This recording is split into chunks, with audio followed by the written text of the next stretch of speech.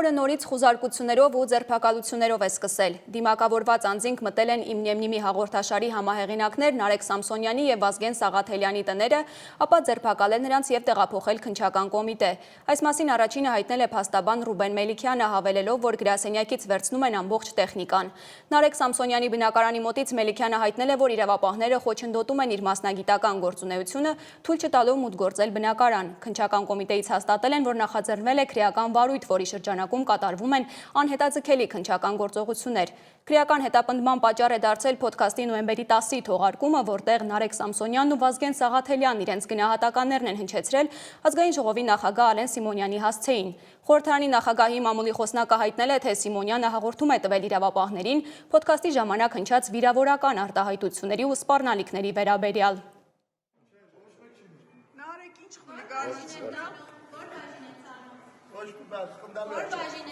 Ասեք, որ փաստաբանները քննչական են տանում, քննչական։ Գլխավոր Գեն ու փագել է։ Գլխավոր Չեմ եւ փագել է։